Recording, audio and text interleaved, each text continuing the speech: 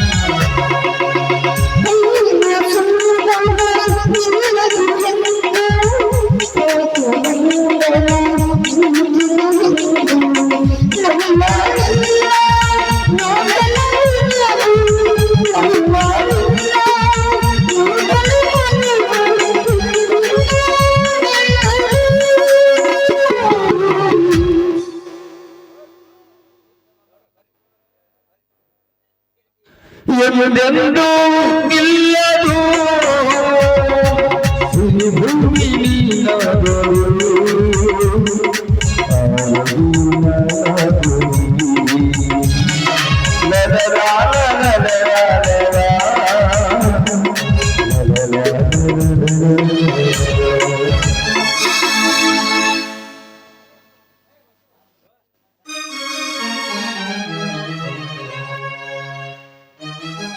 ಸತೀಶ, ಎಲ್ಲೇ ಹೊರಟಂತೆ ಕಾಣ್ತಿದೆ.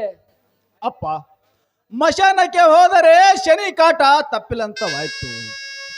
ಯಾವಾಗ ನೋಡಿದರೆ ಎಲ್ಲಿಗೆ ಎಂದು ಕೇಳುತ್ತೀರಿ.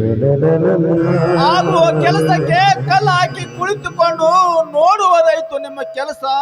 ನೀವು ಆಯ್ತು. ಸತೀಶ, ನಾನು ನಿನ್ನ ತಂದೆ ಕಡು. ನಿನಗೆ ಒಳ್ಳೆಯದನ್ನು ಬಯಸುವೆನು ಹೊರತು ಕೆಟ್ಟದಲ್ಲಪ್ಪ, ಕೆಟ್ಟದಲ್ಲ.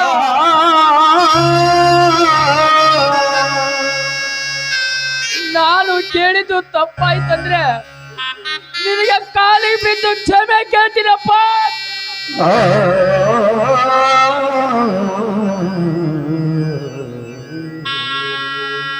ರೀ, ತಿಂದು ತಿರುಗೋದನ್ನು ಬಿಟ್ಟು ತೋಟಕ್ಕೆ ಕೆಲಸ ಮಾಡಲು ಹೇಳಿ. ಅದು ಅಲ್ಲದೆ ಮನೆಯಲ್ಲಿ ಕಾಯಿಪಲ್ಯ ಇಲ್ಲ, ಈಗಲೇ ಇವನಿಂದ ತರಿಸಿ. ಅಪ್ಪ, ತಿಂದು ಮನೆಯಲ್ಲಿ ಕುಳಿತುಕೊಂಡು ನಿಮ್ಮ ಆರೋಗ್ಯವನ್ನು ಕೆಡಿಸಿಕೊಳ್ಳಬೇಡಿ.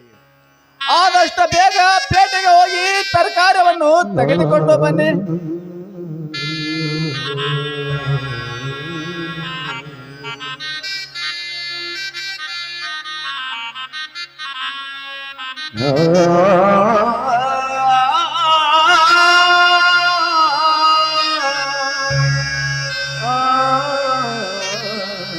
ನೋಡು, ಇದ್ರಲ್ಲಿ ಏನೇನು ಬೇಕು ಎಲ್ಲವನ್ನು ಬರೆದಿದ್ದೇನೆ, ಸರಿಯಾಗಿ ಲೆಕ್ಕ ಮಾಡಿ ತೆಗೆದುಕೊಂಡು ಬರ್ಬೇಕು. ಆಯ್ತಮ್ಮ. ಹಾಗೆ ಬರುವ ಮುಂಚೆ ಹೋಟೆಲ್ಗೆ ಹೋಗಿ ತಿಂಡಿನೇ ಬೇಗನೆ ತೆಗೆದುಕೊಂಡು ಬನ್ನಿ. ಆಯ್ತಪ್ಪ. ಇದು ಕಲಿಯುಗ, ಕಾಲ ಬಂದಂತೆ ನಡಿಲೇಬೇಕಪ್ಪ. ಸತೀಶ, ಇಲ್ಲಿವರೆಗೂ ನಾನು ನಿನಗೆ ಏನು ಕೇಳಿಲ್ಲಪ್ಪ, ಏನು ಕೇಳಿಲ್ಲ. ಇವತ್ತೊಂದು ಮಾತು ಕೇಳಬೇಕನ್ನಿಸ್ತಿದೆ ಅಮ್ಮ.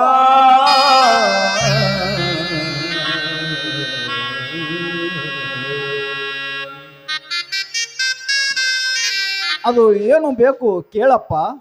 ಸತೀಶ, 6 ತಿಂಗಳಿಂದ ಒಂದೇ ತರ ಒಂದೇ ಅಂಗಿಯಿಂದ ಜೀವನ ನಡೆಸುತ್ತಿದ್ದೆ.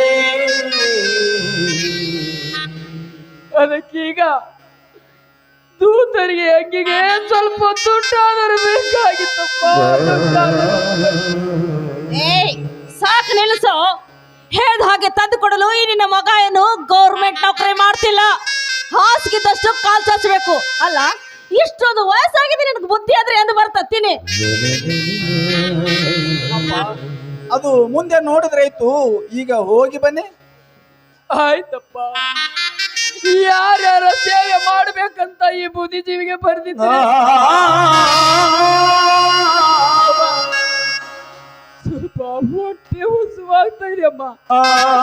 ಸ್ವಲ್ಪ ಊಟದಾದ್ರೂ ಸ್ವಲ್ಪ ಕೂಡ ಬೈತ್ರಿ. ಮೊದಲು ಕೆಲಸ, ಆಮೇಲೆ ಊಟ. ಹೋಗೋ. ಹೌದಪ್ಪ.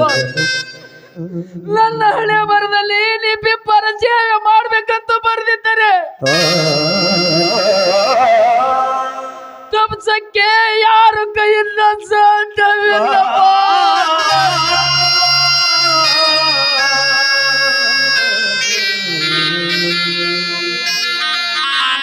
ಇದ್ರ ಸತ್ಯನ ಸಾಲಿ, ಇದಕ್ಕೆಂದು ಮರಗಿ ಬರ್ತತ್ತೀನಿ. ಈ ಮುದುಕರನ್ನು ಹೊರ ಹಾಕೋದ್ರಲ್ಲಿ ನನಗಂತೂ ಸಾಕಾಗಿ ಹೋಯ್ತು. ರೀ, ನೀವು ಬೇಗ ಹೋಗಿ ಬೇಗ ಬರಬೇಕು. ನೀವು ಬರ್ದೇ ಹೋದ್ರೆ ನಾನೇ ಬರ್ತೀನಿ. ಮತ್ತೆ ಓಕೆ ಡಾರ್ಲಿಂಗ್, ನಾನು ಬರ್ತೀನಿ. ಬಾಯ್ ಬಾಯ್. ಬಾಯ್.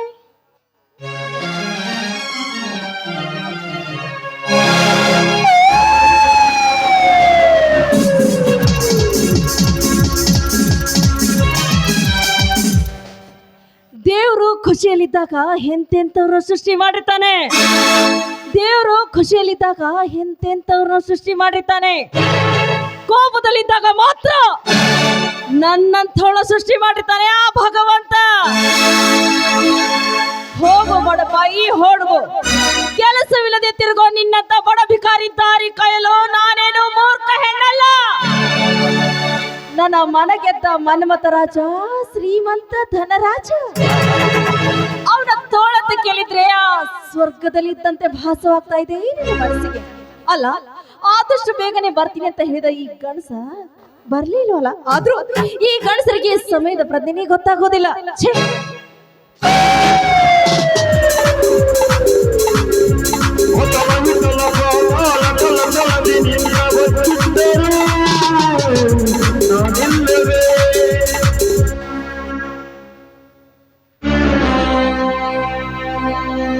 ಯಾಕೆ? ಬಿಡಿ, ಯಾಕೆ ಕೋಪನ? ಕೋಪ ಬರ್ದೆ ಮತ್ತೇನು? ನಿಮಗಾಗಿ ಇಲ್ಲಿ ಒಂದು ಜೀವ ಇದೆ, ನಿಮಗೋಸ್ಕರ ಕಾಯ್ತು ಅನ್ನೋ ಅರು ನಿಮ್ಮಂತ ಗಂಡಸರಿಗೆ ಎಲ್ಲಿಗೆ ಬರ್ಬೇಕು? ನೋಡಿ ಕವಿತಾ, ಬರೇ ಮಾತಷ್ಟೇ ಕೇಳ್ಬೇಕು, ಕೆಲಸ ಆದ್ರೂ ಏನಾಗೋದಿಲ್ಲ. ನೋಡಿ ಕವಿತಾ, ನಿನ್ನ ನೆನಪಿನ ಆಸೆಗಾಗಿ ನಾನು ಮಾಡಬೇಕಾದ ಕೆಲಸಗಳೆಲ್ಲ ನೇರವಾಗಿ ಬಿಟ್ಟು ಬಂದೆ. ಹಾ, ನನ್ನ ಪ್ರೀತಿ ನಿನ್ನನ್ನೇ ನೋಡಬೇಕೆನ್ನೋ ಆಸೆ ಆಗ್ತಾ ಇದೆ. ಆಹಾ, ಎಷ್ಟು ದಿವಸ ಆತ ಈ ರೀತಿ ಕತ್ತು ಮುಚ್ಚಿ ಪ್ರೀತಿ ಮಾಡೋದು? ಆದಷ್ಟು ಬೇಗ ಇದಕ್ಕೊಂದು ತೀರ್ಮಾನ ಮಾಡ್ಲೇಬೇಕು. ಕದ್ದು ಮುಚ್ಚಿ ಉಣ್ಣುವ ಅಡಿಗೆನೇ ತುಂಬಾ ರುಚಿಯಾಗಿರ್ತದೆ. ಅದಕ್ಕಲ್ಲವೇ ನನ್ನ ಧ್ಯೇಯ ಉಣ್ಣುವ ತಾಟ ಸಮಯ ಲೆಕ್ಕಿಸದೆ ಉಣ್ಣುತ್ತದೆ. ನೋಡಿ ಕವಿತಾ, ನೀನು ಬಯಸಿದಂತೆ ಈ ಪಂಜರವನ್ನು ಬಿಟ್ಟು ಹೊರಗೆ ಹಾರಿ ಬರಬೇಕಾದರೆ ನಾನು ಹೇಳಿದಾಗೆ ಕೇಳಬೇಕು. ಅಂದ್ರೆ ನಿಮ್ಮ ಮಾತಿನ ಅರ್ಥ? ಹೇಗಾದರೂ ಮಾಡಿ ಆಸ್ತಿ ಎಲ್ಲ ನಿನ್ನ ಹೆಸರಿಗೆ ಹಾಕಿಕೊಂಡು ಹೊರಗೆ ಬಂದರೆ ಸಾಕು. ಮುಂದಿನ ದಾರಿ ನಾನು ತೋರಿಸುತ್ತೇನೆ. ಅಂದಾಗ ನನ್ನ ನಿನ್ನಯ ಪ್ರೇಮದ ಉಲ್ಲಾಸಕ್ಕೆ ಯಾವ ತರದ ಅಡ್ಡ ಬರಲಾರದೆ ಸಾಗುತ್ತದೆ. ಅಷ್ಟೊಂದು ಅವಸರ ಪಡಬೇಡಿ. ನೋಡಿ, ಈ ಕೆಲಸ ಬಹಳ ಕೇರ್ಫುಲ್ ಆಗಿ ಮಾಡಬೇಕು. ಯಾಕೆಂದ್ರೆ ನನ್ನ ಮಾವನಿಗೆ ನನ್ನ ಮೇಲೆ ಸಂಶಯ ಬಂದವ್ರ ತರ ನೋಡ್ತಾ ಇದ್ದಾನೆ. ಅದಕ್ಕೆ ಈ ಕೆಲಸ ಆಗೋದು ಸುಲಭದ ಮಾತಲ್ಲ. ಅದಕ್ಕೆ ವಿಚಾರಿಸುತ್ತಿರುವಿ ಕವಿತಾ. ರಮೇಶನ ಬಾಳಿನಲ್ಲಿ ತಿರುಕದ ಆಟವನ್ನು ಆಡಲಿಲ್ಲವೇ? ಹಾಗೆ ಶಿವಪ್ಪನಿಗೆ ಒಂದು ದಾರಿ ತೋರಿಸಿದ್ರಾಯ್ತು. ಕೊನೆಗೆ ನಿನ್ನ ಗಂಡನಿಗೆ ಬಂದು ಯಮಲೋಕದ ದಾರಿಯನ್ನು ಸರಳವಾಗಿ ತೋರಿಸಿಬಿಟ್ಟರಾಯ್ತು. ಮುಂದೆ ನೀನೇ ರಾಣಿ, ನಾನೇ ರಾಜ್ಯ. ಏನಂತೀಯ ಚಿನ್ನ? ಅಯ್ಯೋ ಧನ್ರಾಜ್, ನನಗೇಕೋ ಭಯ. ನಾಳೆ ನನ್ನ ಗಂಡ ಸತ್ರೆ ನಾನು ರಂಡೆ ಆಗುತ್ತೇನೆ. ಆಗ ಈ ಸಮಾಜ ಗಂಡನಂದು ಕೊಂದ ಮಿಂಡೆ ಅಂತ ಕೇಕೆ ಹಾಕಿದಾಗುತ್ತೆ ಈ ಸಮಾಜ. ಆಗ ನನ್ನ ಗತಿ ಏನು ನೀವೇ ಹೇಳಿ. ಕವಿತಾ, ಜನಕ್ಕೆ ಹೆದರಿ ನಿಂತರೆ ಮಕ್ಕಳಾಗುವುದು ಉಂಟೆ. ಕವಿತಾ, ಈ ಜನ ನಿನಗೆ ರಂಡಿಯಾಗಿ ಬಾಳು ಎಂದು ಹೇಳುತ್ತಾರಲ್ಲ, ನೀನು ನಿನ್ನ ಇಷ್ಟ ಬಂದಗೆ ಬದುಕಬಹುದು. ನೋಡಿ ಧನ್ರಾಜ್, ನೀವೇನೇ ಹೇಳಿ, ನನಗಂತೂ ತುಂಬಾ ಭಯ ಆಗ್ತಾ ಇದೆ. ನನ್ನ ಗಂಡ ಇಟ್ಟಿರುವ 50,000 ರೂಪಾಯಿ ಹಣ ನಿಮ್ಮ ಕೈ ಸೇರಿಸ್ತೀನಿ.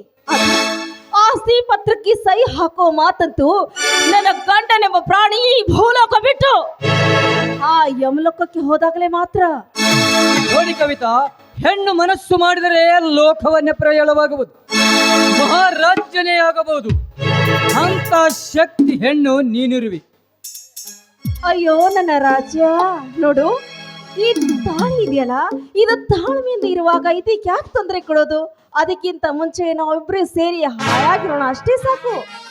ನೋಡಿ ಕವಿತಾ, ಎರಡು ಪ್ರೇಮಿ ಪಕ್ಷಿಗಳಿಗೆ ಎಂತ ಕಷ್ಟ ಬಂದರು ನಾನು ನಿನ್ನ ಕೈ ಬಿಡುವುದಿಲ್ಲ. ಇದು ನನ್ನ ಸತ್ಯವೆಂದು ನಂಬು. ಇದೇ ಸಂತೋಷದಲ್ಲಿ ಇಬ್ರು ಸೇರಿ ಹಾಡು ಹಾಡೋಣ.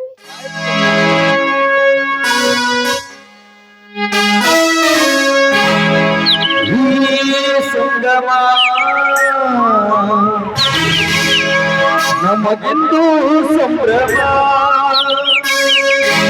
ಸುಂದರ ಲೋಕದ ಬಸದಲ್ಲಿ ನೀನೇ ಅನುಪಮ.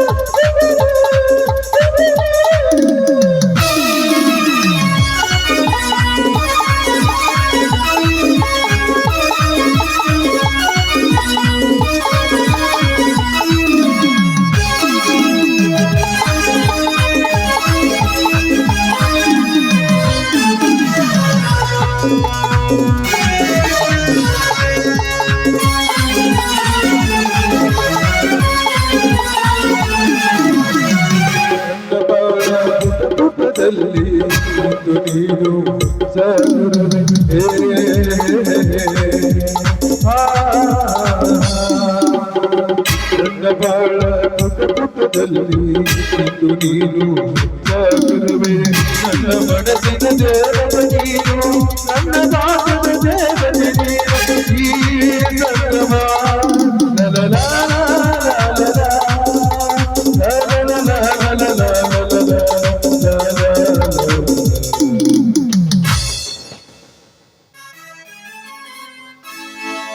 ಹಾ ಧನರಾಜ್, ನನ್ನ ಮಾವು ಬರುವ ಹೊತ್ತಾಯ್ತು, ತಾವಿನ್ನು ಹೋಗ್ಬೋದು.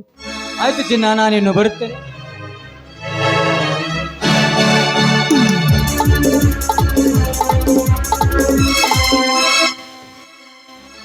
ನಿಂತ್ಕೊರಿ ಶ್ರೀಮಂತ್ರೆ. ಯಾಕೆ ಶಿವಪ್ಪ? ತಾವು ಬಂದ ವಿಷಯ ಕೆಲಸಕ್ಕೆ ಬಾರದ ವ್ಯಕ್ತಿ ಹತ್ತಿರ ಹೇಳುವುದ ಅವಶ್ಯಕತೆಯು ನನಗೂ ಇಲ್ಲ. ಹೌದು, ಯಾರು ಇಲ್ಲದ ಮನೆಯಲ್ಲಿ ಬರುವುದು ತಪ್ಪು. ಕೆಟ್ಟ ಕಣ್ಣಿನಿಂದ ನೋಡಬೇಡಿ. ಮೊದಲು ನಿಮ್ಮ ಕಪಾಳಕ್ಕೆ ಕುಂಕುಮ ಹತ್ತಿದೆ, ಒರೆಸಿಕೊಳ್ಳಿ. ಶಿವಪ್ಪ, ಆ ವಿಷಯ ನಿನಗೇಕೆ? ಬರ್ತೀನಿ.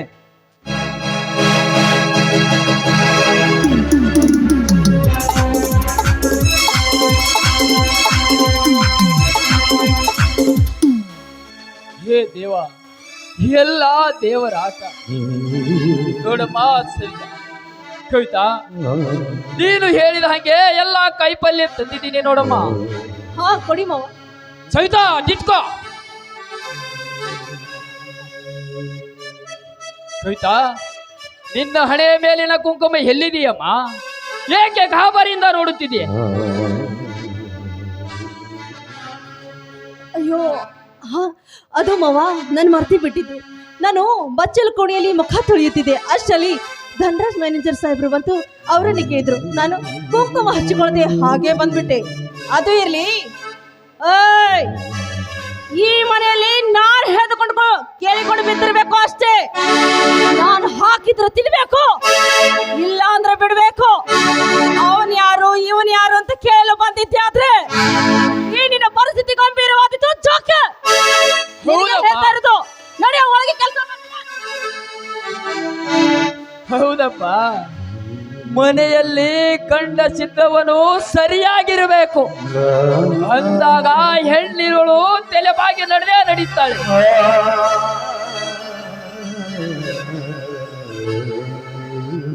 ಹೇ ದೇವ, ಧರ್ಮ ಕಾಪಾಡಿಕೊ ಬಂದ ಶಿವಪ್ಪನ ಬಾಳಿಯಲ್ಲಿ ವಿಧಿ ಆಡುತ್ತಿದೆ. ಚಳಿ ನಗು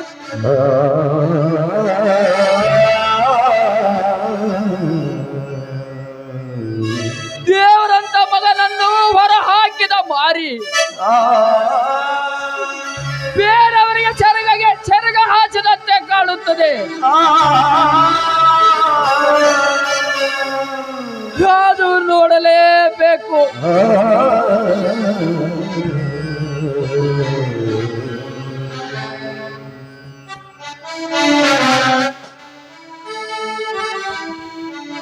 ಅದೇ ರೀತಿ